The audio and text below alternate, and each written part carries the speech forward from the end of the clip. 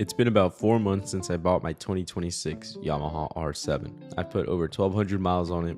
I've completed the break-in period. I've done the first service. I've ridden it through the city, twisty roads, long freeway trips, and all the way from San Francisco to Sacramento. So I think it's finally time to answer the question: would I actually recommend buying one? What's up, everyone? Welcome back to the channel. If you're new here, my name is James. I've owned a few different motorcycles over the years. My first street bike was a 2004 Honda CBR 600RR, which I purchased when I was 19 years old. I started riding motorcycles at an early age when my dad first bought me a small 70cc dirt bike. But fast forward to today, and I have a brand new 2026 Yamaha R7 and a 2018 Yamaha R1. So I think I have a pretty good idea of where this bike shines and where it falls short. And by the way, I'm not sponsored by Yamaha. I'm not trying to convince you to buy one. I'm just going to tell you exactly what I've experienced after living with this bike for the past couple months. The very first thing I noticed was the torque.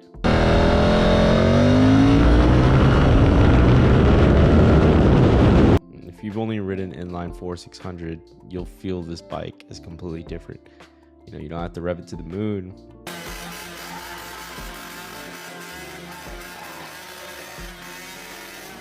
And the power is there almost immediately. And what really makes this bike fun is just riding it around town. The second thing that stood out was just how easy this bike is to ride. It just feels incredibly light. It tips into corners effortlessly. U-turns are easy. Parking lots are easy. And if you're coming from something heavier, you'll notice it almost immediately. And so I've ridden this thing through downtown traffic, twisty back roads, and the freeway. And it's always felt really nice. Electronics. This is honestly one of my favorite parts about the 2026 models. The electronics are fantastic. The up and down Quickshifter is one of those features you don't really realize until you have it. Being able to bang through gears without touching the clutch when you're coming out of corners is just addicting. And man, the cruise control. I know it sounds boring, but once you've ridden for an hour or two on the freeway, you'll appreciate having it. When I rode from San Francisco to Sacramento and Sacramento to San Francisco, cruise control made the ride way more comfortable. It's one of those features I thought I'd never really care about, but now, after having it for a while, I don't really want another bike without it. I was honestly expecting this bike to get terrible gas mileage, but I'm averaging around 41 miles per gallon, and that's with me riding almost exclusively in sports mode. So for a bike that's this fun, I really can't complain. Now let's talk about the negatives, because no bike is perfect. Starting with the seat height, I'm about 5'7", and I can't flat foot this bike. It's not unmanageable, but if you're on the shorter side, it's definitely something to keep in mind. And I know Yamahas are known for being slightly on the taller side, but if you're listening Yamaha, please know that not everyone is 5'10" to 6 foot.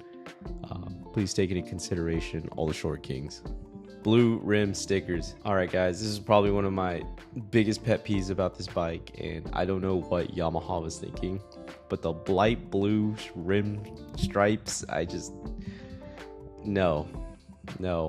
I think they cheapen the look, and that's obviously a personal preference, but they're one of the first things I change. And if you look at my bike, you'll see that I no longer have them. I took them to a local shop to get them covered. It cost around 150 bucks. Not too bad, but it changed the bike look completely, and I love it, man. I'm just not sure what Yamaha was thinking with the light blue. They also have it for the R9s and the R1s, but for me personally, I'm just not a fan. The storage under the passenger seat is basically non-existent. Honestly, can't fit anything useful in there, so don't expect to throw your wallet, gloves, or anything substantial under the seat. I actually installed the Yoshimura exhaust. I put in a full system, the R7 race exhaust specifically, and I absolutely love the way it sounds. But if I'm being honest, the stock exhaust really isn't that bad. And if you're trying to save money, I don't think upgrading to the exhaust should be your first priority. And if you're interested in getting the same exhaust, I'll make sure to link the website that I purchased this one through down low in the description. Top speed. Fastest I've personally gotten on this bike is 143 miles per hour.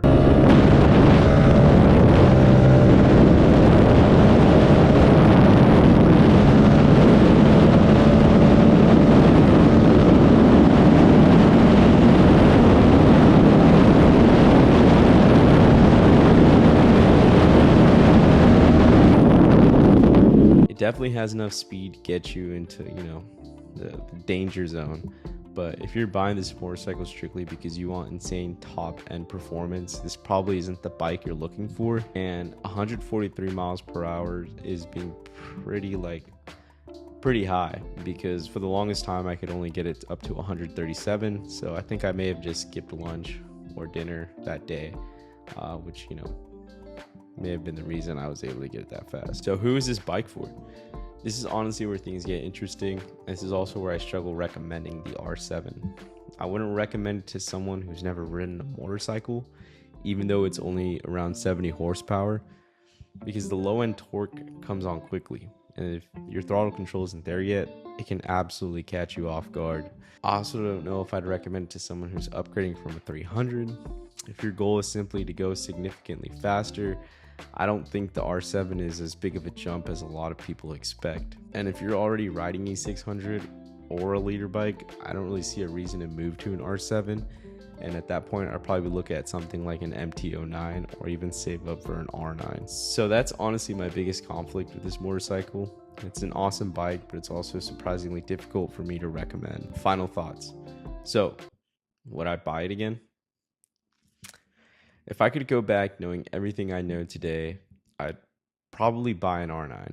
Not because I dislike this bike. I actually love riding it. You know, it's reliable, it's comfortable, it handles incredibly well. The electronics are amazing. And it's honestly one of the most well-rounded motorcycles I've ever ridden. But after owning it, I've just realized I personally want a little more.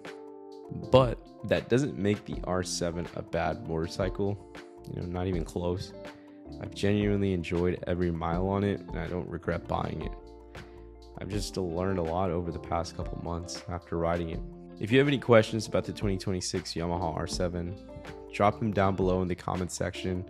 I read every single comment, and if this video helped you make a decision, I'd really appreciate you leaving a like and subscribing. Thanks for watching, and I'll catch you guys on the next video.